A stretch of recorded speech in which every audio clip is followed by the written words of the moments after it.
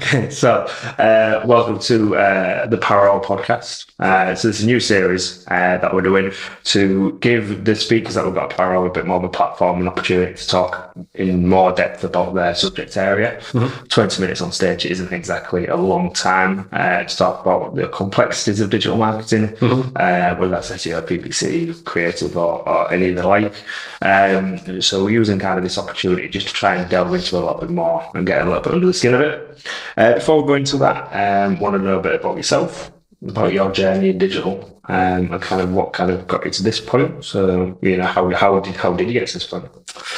Yeah, so I'd probably say a relatively short journey on the face of it. I've been in digital marketing about 3 years now, really. And prior to starting 43 as a PPC exec, had no experience in the field whatsoever, really. And that was a worry for me before starting. But, speaking to my peers and yourself, you assured me that it wasn't a necessity, that experience and that sort of qualification, I guess. And that ran true immediately as soon as I joined 43, really. It showed that because the landscape's changing so much, everyone's always learning every day. And I quickly saw that within my role and adapted to that as best I could. And I think that's quite an interesting point, really, because we're going to talk about creativity and advertising, particularly around kind of PPC as we go through this. But one thing that kind of rings true is when we spoke about this before, and you're definitely seeing the landscape now, is the skills and the ability that is applied to digital marketing now, rather than it being the ability of knowing platform or anything like that. It's the wider, softer skill sets. It's the analytical and problem solving skill sets that are key to being successful in those areas, as opposed to the knowledge of the platform. Yeah, 100%. Yeah, I think anyone can teach that knowledge of the platform, and you can soak that up, but using your initiative and adapting those skills in that changing landscape is something that can't really be taught. It's just sort of something that you pull from previous experience from other industries or other roles, and that you can apply to this one, really. Right, it proves in the pudding with TikTok, right? What, TikTok's 3 years old? Yeah. You're not going to find someone on the CV who's got 5 years experience in TikTok, are you? Exactly. So the platform is kind of irrelevant. It's the softer skills, the analytical skills around it that are much more important. Yeah, 100%. Yeah. Cool. Okay, kind of cut you off and get on time. Talk about your journey then. There was a relevant point there. No, that's fine. Yeah. So I guess, what I was trying to say is that my journey relatively short, but very fast-paced, due to how much it changes and how much PPC changes, how much paid social changes, how much platforms in general change, new platforms coming in. There's always, it feels like you're starting a new job again every single week, really.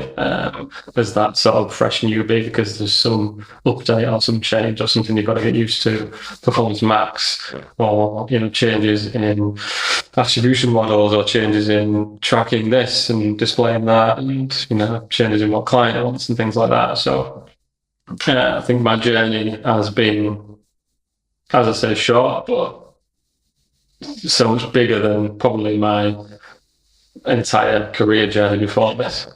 Prior to this, you was in sales, right? Predominantly. Yeah, and I think one of the biggest skills that anyone can have within digital marketing is the ability to be able to connect the user's solution to the business problem, or vice versa, the user's problem to the business solution. Right? But to do that, you've got to understand what the business is actually trying to aim for, their challenges, their targets, the stakeholders involved, and everything like that. Do you think there's an element of selling, which you use in B2B selling, of being able to understand that and have that skill set, and being able to take that into essentially, running effective paid media strategies? Yeah, definitely. Because you can start to understand those pain points. So when you're in B2B selling, you've got to understand those pain points to reframe the conversation, and you've got to do exactly the same thing in paid media and try and do that as creatively as possible. So where people, users are looking for certain things or searching for certain things, by understanding your objectives within that account or from that client, you can set the narrative of that campaign structure and that conversation based on those objectives, and almost where needed reframe how the user either views your brand or what products they want to buy, or what action they want to or need to take on site, whether that's to purchase or maybe it's just to download a specific thing. So using that creative focus within your strategy, it means that you control that conversation between the client and the user, the end user. Cool. So before we kind of talk on kind of the main subject of creativity and advertising, and PPC specifically, I think it's well worth kind of what do we mean by PPC, because that term itself has, you can go into different realms and different areas of the industry, from whether you're agent side, client side, and people will use it in different ways. And certainly when I first got in the industry, PPC was very much, I've got Google AdWords and I've got Bing, Microsoft as so now, and this shows you how quickly it moves, because that's when I started, and I don't think I could touch a PPC account now and make it work. And you've still got AdWords. I've still got AdWords, yes. I've still got AdWords. That's not going to get ingrained, taken out of me. So what do we mean when we're referring to PPC? PPC has changed a lot. So PPC, obviously, pay-per-click, covers biddable media across the Google network and obviously other networks like Microsoft and the likes. But PPC as a whole has changed so much that it almost is quite far away from that term PPC now. Google's angle to it is getting much more creative centric. So even around the keywords, 5-10 years ago, PPC and search always used to be on the keyword. Like that was it. You had your specific match types. There was limited variation away from that. You could use that keyword and all of your bidding adjustments and all of the manual controls to control what happens with that keyword. Whereas now, so many other variables and bidding signals are in play with that keyword, and it's more about the user as opposed to the keyword and what they're searching for. That's why there's things like a push on using broad match or smart campaigns and more automation and things like that. Google will look at a user's previous 3 to 5 searches as well as their current search, so they can try and find out what the intent is, what it is they're actually looking for before they serve an ad, rather than just that exact match type keyword or something like that. So I think PPC is changed quite a lot. It's multi-channel. It's a lot more diverse, a lot more creative, and covers the whole user journey from all different angles, but in a much more creative way than it used to. So I kind of have 2 things I want to ask you. One is, because you're talking about the full user journey there, but a lot of people will think of PPC as very low funnel, bottom of the funnel, particularly when you talk about search. You're talking about value of the click and everything like that.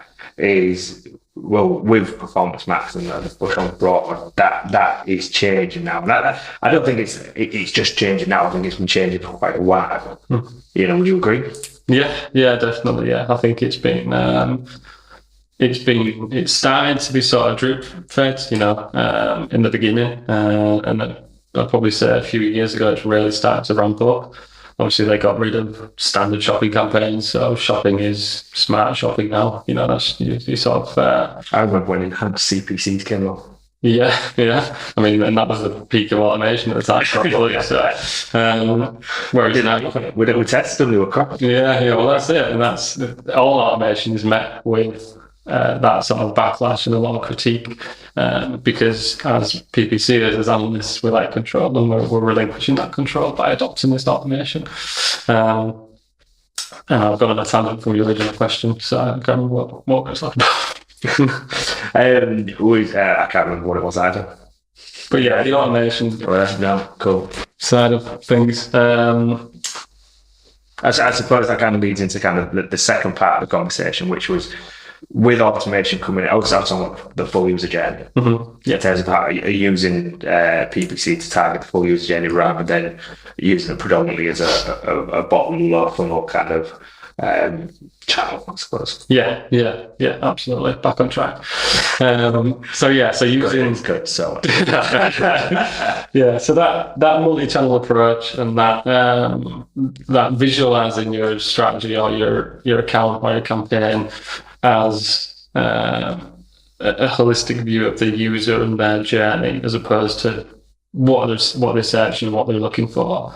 Like you said before about controlling that brand message and that narrative, you can follow this user and stay with this user across their entire journey by utilizing all the different channels. You could have a brand awareness or product consideration piece on YouTube, for example.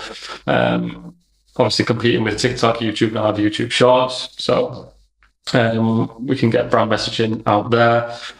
As an awareness piece, you can then capture those users either via remarketing or Google Display Network and create a different message around that if it's coming loaded on the funnel. You can then, if you're e-commerce, start shopping campaigns as well. So when that intent starts to come up and starts to consider your brand or your product, you've got that message in front of them again. You can remarket to them once they purchase from you. So you can sort of create this path for that user using a solid campaign structure or an ordinary campaign structure that you might have.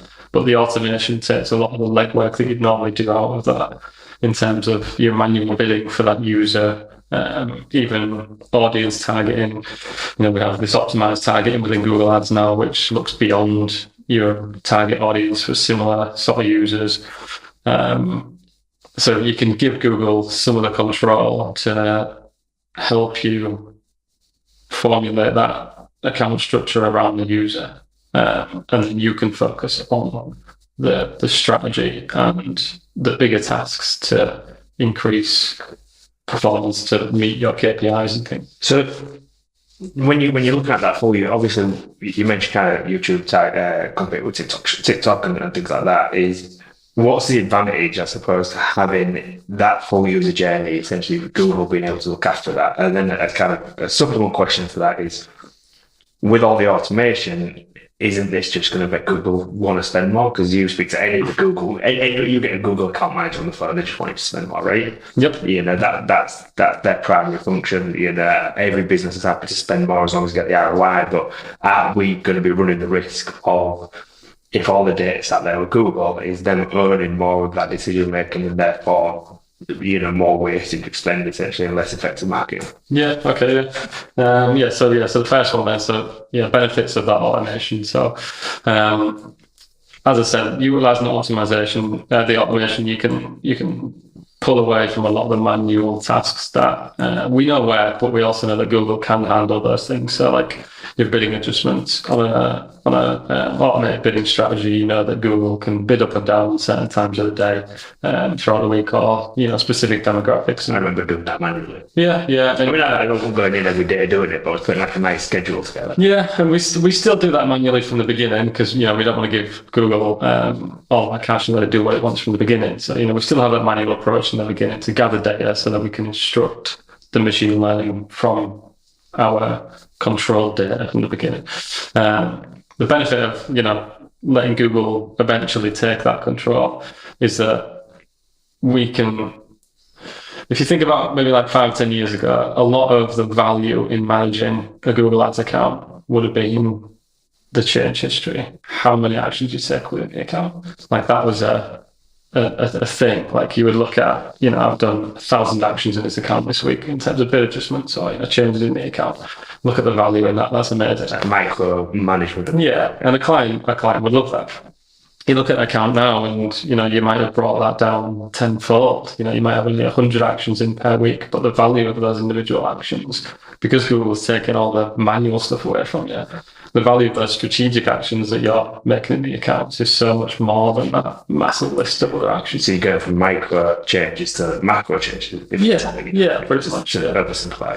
Yeah, so and it makes our work more efficient. It means that we can focus on the bigger picture stuff and achieving those objectives with a client rather than reporting back to them on a weekly basis. We got this 6% extra on females aged 24 to 35, so. Yeah, so that's something. less tactical, more strategic. Yeah, So definitely. I think that's a nice tangent, because I think, we talked, we're into a little bit of a tangent itself there, but when we focus on creativity and PPC, it's like, what is creativity within PPC? Again, most people will start to think PPC, spreadsheets, management, and that's exactly why you've got to, because you love your spreadsheets. Yeah, proper nerd. But the creativity that PPC actually allows for now within the advertising is much more beyond the keyword and beyond essentially a simple spreadsheet now, isn't it? It's Yeah, you've got to step away from the data, I think, to be creative properly in PPC. The data is important, obviously, but it's about what you do with that data. But as well, we've spoken before, what data you can put into the account as well. So, the data's important, but PPC isn't just about that. To get creative, there's so many other ways that you can do that within the account, whether that's the actual structure that you adopt, how much you involve other key stakeholders like your clients within the structure and their input into the whole strategy of the account, what channels you use, what your focus is. Is it a multi-funnel approach? Is it a thematic approach across your keywords? You can get really creative, but as long as you've got that data to sort of back up why you're taking that creative approach. Where does that data come from then? Are we looking for Google for that data? Are we looking for first party data in terms of like your customer data and everything? Where's the best place to look for that data? A mixture, really. So getting data from Google initially in an account, using that manual approach at the beginning and getting that data is super valuable. You need that rich data to make your decisions going forward and let machine learning make decisions for you. Other data, so machine learning and all the algorithms and all the automated, it's only as good as what you put in. Yeah, absolutely. Shit in, shit out. Yeah, precisely. Yeah. So I've read an analogy before that is, Google Ads is a bit like you're a jockey in a horse race. So obviously Google being the horse, if you sort of sat back and let the horse do its thing on a racetrack, it would get around the racetrack on its own without any interference. It's not going to go running into walls or crash or anything like that. It'll get around that. But as a jockey, what you can do is try and infer from the others around you, as well as what the horse is doing in terms of speed and pace and stuff, and micro movements that it might have, and that's all of your little levers that you can pull to direct that horse or that machine beneath you to win the race, I suppose. So I suppose one big variable there is not only just those levers, but what type of race you're running as well. Mm-hmm. So with the automation that you've got in a lot of machine learning and doing all those micro managements that we talked about, that we talked about earlier, is the focus on the jockey in this analogy needs to be, what do we need to do to win the race? What does winning the race kind of look like? And that, if we transfer that into what we're talking about, is what are the business objectives here? Mm-hmm. And I think, when we talk about creativity in PPC, it's all about, it's a problem solving of how do we use this platform? How do we utilize the data that we can get and the mechanisms for getting in front of users and communicating on the messaging, making sales, generate leads, so on and so forth, to achieve this business objective. Yeah. There's a lot of problem solving needed in this the creative landscape of PPC. Yeah, absolutely. And the creativity comes in how you manage data as well. So obviously we can get data from Google based on performance and stuff, but we can always get creative with the data that we put in as well. So you mentioned first party data. That's going to be ever more important within Google Ads accounts moving forward anyway. So having up-to-date first-party data in the accounts is the perfect bidding signal for the machine learning. You're basically saying to Google, this is our persona, or this is our customer, go find more of these people. So that's the best sort of data you can get into the account. But you may have accounts where you need a specific type of data to inform the algorithms as well. There was a case study that I saw from another agency where they were working with a finance partner, and they used the first-party data from the finance partner and matched that across the UK, so they could see, where their acceptance rates for these particular loans and things were happening most in the UK. And then laying over the top of that, a depravity report from the government, and you could directly correlate more deprived areas and less deprived areas where the acceptance rates and the better loan values were for the particular company. So they could use that data in a visual format, but also use it to inform where they would focus their attention in terms of locations within the UK to get better conversion rates and acceptance rates on the client side, more profit, better sales, etc. So just essentially making the marketing more effective. Yeah, making the budget go further. From using a creative way to using data. That relies on having good first-party data. And then I suppose we've got kind of two realms in terms of what that data looks like. If we're talking lead gen versus e-commerce, Shopify has made it very easy to be able to manage your first-party data, plug it straight into Google AdWords and even Facebook and things like that. Google Ads, not Google AdWords, sorry. All habits die. E-com makes it very easy to be able to look after that first-party data. But when you talk about lead gen, that becomes the quality of how you're managing your CRM, how you're managing the sales process becomes really important at that point, because it goes back to it's the profanity again, but shit in, shit out. You as an analyst and your team can only work with the data that you've got. If that data is wrong, it's not going to result in the right type of result. If we don't know if that data is wrong, we're just going to continue on that performance trajectory. So if we're driving a couple of 100 leads a month and 80% of them are crap, then and we don't know that, we're going to continue driving that quality of 200 leads per month on. Plugging into CRM is super important. Getting feedback from the client also super important. And getting that first-party data, that qualified first-party data, back into the account, or at least in our hands, important to direct and the overall strategy. Yeah. Cool. Okay, and then in terms of using that data, what's some of the strategies that you've seen or applied yourself that is probably a little bit outside of the norm of what people might think that you can do in AdWords? Google Ads. Yeah. We should make a tally of this as we go through this call. Just scratch it up on the end. I'd say that's a good example would be can we name clients? A client. Let's just say a client. Client X. We'll get them on with kind of silhouette. That's and a voice distortion as well. Pixelated. So Client X have around 200 stores in the UK, and the way that we track it's an e-commerce brand. I'm trying not to say the client name here. E-commerce brand, got about 200 stores in the UK. And ordinarily within Google Ads, you would set up a purchase event in Google Analytics or direct on the Google tab and import that. Someone goes on that, purchases, the revenue comes in the account, you've got a return on spend, which is great, and that's what a lot of e-commerce accounts work towards. With this client, what we've got set up is conversion uploads within the account. So this works via the Google API, where all of the web revenue purchase data gets uploaded on a daily basis, matches it to the Google Click ID of that particular purchase. But what it uploads isn't revenue, it's profit. So the data that's going in is profit from that transaction, pure profit. So we know that the return on ad spend is actually a profit on ad spend.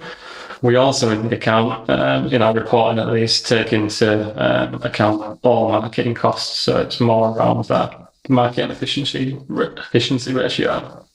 So the data that we've got going in there, using that more creative approach rather than just a standard tracking, is of the highest quality. It's probably, in terms of our e-commerce accounts that we work with, the most accurate tracking that we've got within that from a profit point of view. Yeah, we can see the exact margin that we're getting on particular campaigns within the account. As well as that, we also have store visit tracking, which is focused on profit only as well. So we went through a bit of a manual process with them where we actually got them to give clickers to the staff in the store, and they would measure When a walk-in came in, that would be a click, and when they sailed, that would be a separate click. So we could get a more accurate conversion rate, in-store conversion rate, rather than just guessing that stuff. So we know that our conversion rate for store visits driven by PPC is as accurate as we could get it. But they've also provided the data for in-store profit average by store. So we know that what each store visit, what profit we're getting from that. So from a return point of view, that creative approach to tracking and that data that we're putting in couldn't be any better for that account. That's it. Just the other thing we've got at the moment is the attribution modeling and the tracking that's changed within Google Ads and analytics, and obviously the introduction of GA4 as well is kind of changing the way things are tracking, right? So with that client there, the results has come very much from first party data. They've uploaded their web traffic sales. They're uploading and worked with you to understand what their in-store conversion rates are. Anything like that. So that's not typical tracking in the way that most people will do it through Google Ads or analytics. No. Right. So with the change that's happening across there, how does that impact the less advanced business that haven't got the things in place to be able to feed all that first party data? Yeah. So they've got the resources to get to that point. So all the changes in, I suppose, general tracking, so obviously universal sunsetting. So first and foremost, make sure your GA4 set up. Whether that comes soon. Snip that, please. So in terms of how you attribute that data is probably the most key thing. So Google recently got rid of some attribution models that didn't have a lot of uptake, so like position based and linear, and they're very much focused on this data driven attribution model, and speaking more about the wider user journey, data driven attributes, conversion actions to specific touch points with that user across your campaigns. So you might see conversions that have got campaigns that have got like a 0.06 conversion, for example, but that's just saying that area played that amount of role in the overall conversion. Yeah. So data-driven is a good way to go. And just using that name data-driven just shows that it's all about the data that's going into the account and what you can get in there. In terms of the first-party data from a more basic point of view, the first-party data uploading to the account is relatively simple to do if you can get that from your client. All you really need are email addresses. And once you've got that into the account, Google can use that customer match functionality that it's got and start to inform bidding signals with that. But in terms of tracking, I'd say that the basics of like an e-commerce tracking brand are relatively unchanged in terms of the tracking. It's more about how the data is managed and attributed. Cool. Okay, so to bring it back down to kind of that creativity in PPC, because I think we're kind of coming to a kind of natural crescendo, let's call it. I don't know if that's the right word. Yeah, it sounds good. But when we're talking about, you've talked a lot about how the data is being used. It's obviously there needs to be a thought process about being able to go get that data and each client and each business is going to be very different in terms of what data they have, what they have available to, how accurate that data is, and so on and so forth. But it very much feels like that creativity within PPC lies much further away from, we're not talking about ad copy, we're not talking about, nice punchy ad copy or landing page copy or anything like that. We're very much talking about creative problem solving in terms of what the client has problem A. What data do we have available to us that can help us understand this problem and then solve it. And I suppose it's less about us specifically solving it, but us feeding the right data in to the likes of Google to help us actually move us that way a little bit more. So let the horse lead the way, essentially. Yeah, pretty much. Yeah, we're just giving the horse what it needs to lead that way, I suppose. Yeah. So what would you look for in analysts that are now, within that. Because I remember, again, back in the day when I started, people looked for, maths graduates, people had those type of skills, Yeah. whereas it feels like we've taken a little bit of a step away from that in terms of the skills needed on a daily basis. What would you look for in an individual who you earmark for? Yeah, they're going to go for. They're going to go far and people. Yeah. Similar to what you said before, those soft skills are super important. Like, the data analytics and, the nerdiness of the data is still important. Like, that's never going to go away. You've got to be able to interpret data in PPC. There's no roundabout way of doing that. Google gives access to more data all the time, even inside the automation channels. So, that's never going to go away. But I think those soft skills definitely are important, that experience there. But also just the out of the box thinking and how you can utilize different functions for their intended purpose, but in creative ways. So even within the search at the moment, you'll see for certain searches, you'll get TikTok videos right in the search results.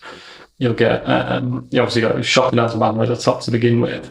If you're doing hotel advertising, you won't actually see a search result above the fold because there's so much real estate taken up by other widgets or other more creative ways of displaying your product information or your brand information. So it's about how you can best perform well at auction still in this crowded market of assets that are cropping up. But also you've got to remember that Performance Max specifically, the uptake on Performance Max in the past couple of months has just skyrocketed. So if you're not adopting that automation or that Performance Max, you're fighting it basically. So can you just remind us what Performance Max is? Yeah, sure. So Performance Max, this is 100% not for my benefit. Yeah, and definitely for the listeners' benefit. You absolutely know what Performance Max is. So Performance Max is a relatively new campaign type in the Google Ads world, but it covers off all the entire Google network in one campaign type, I suppose. So they put in the assets that the network being display, YouTube, search, YouTube, shopping, app, discovery. Everything essentially. So you put all your assets within your ad copy, your images, your videos, and make sure you put videos in there. Otherwise, Google will make a terrible one for you and add a horrible backing track. Add your shopping feed if you want. Anything that you need to get into that. You give it instead of targets, as in like audience targets, application targets, and things like that. You give it an audience signal, so you can build an audience around different signals. So whether that's specific search terms that people use online, specific websites they go to, you can use your customer data, your website data, anything, how you want to sculpt this audience, and you basically give that to Google and say, these are all my assets, this is my audience, create me some ads in the Google network, and it will go and do that. It's important to note though that the audience signal, it will go beyond that. It's an audience signal, it's not an audience. So Google will use that and then it will optimize outside of that. So there are some controls that you still need to manage within that. And you can do that and I'm giving more controls out. But Performance Max is a full machine, basically, that you have to control, but it just does a full campaign type for it.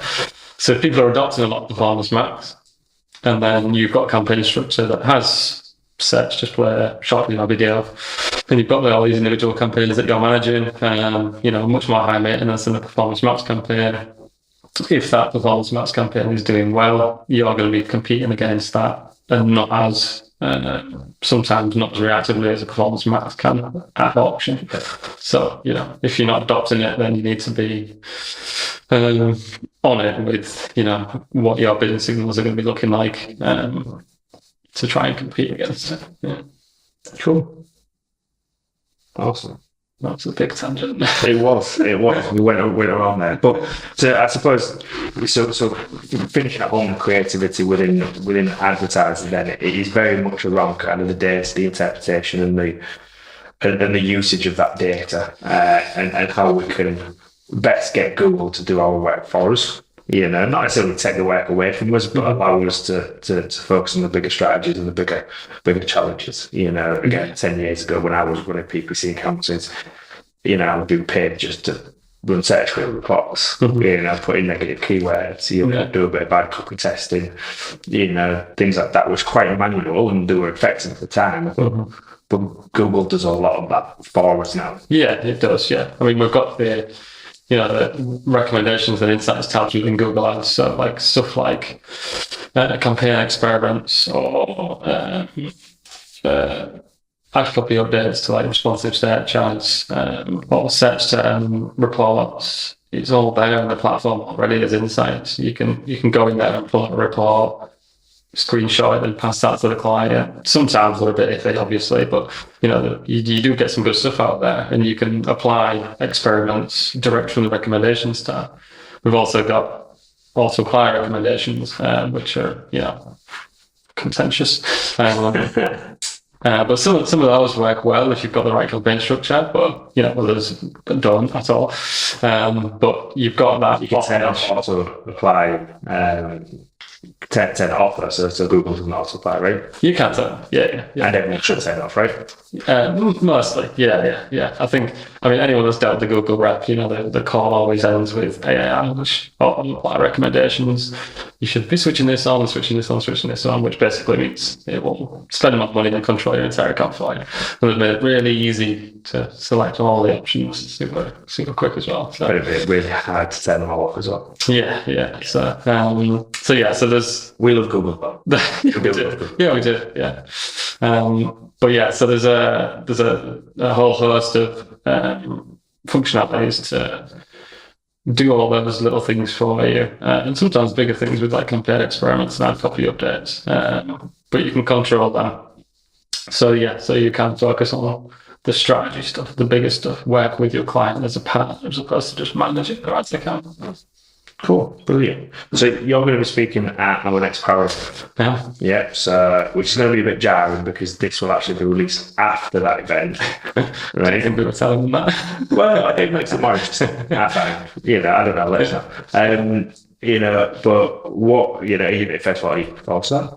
Yeah. I'm super excited. Yeah, it's going to be good to get on stage. I really enjoy public speaking. So. Will this be first time?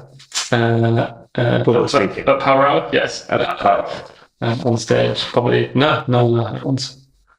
I once played Snow White in the sixth form pantomime. So yeah. Oh well, yeah. Stage is a friend of mine. Brilliant. Well, thanks very much for your time. We look forward to Power Hour. Thanks, Mike. Cheers, mate.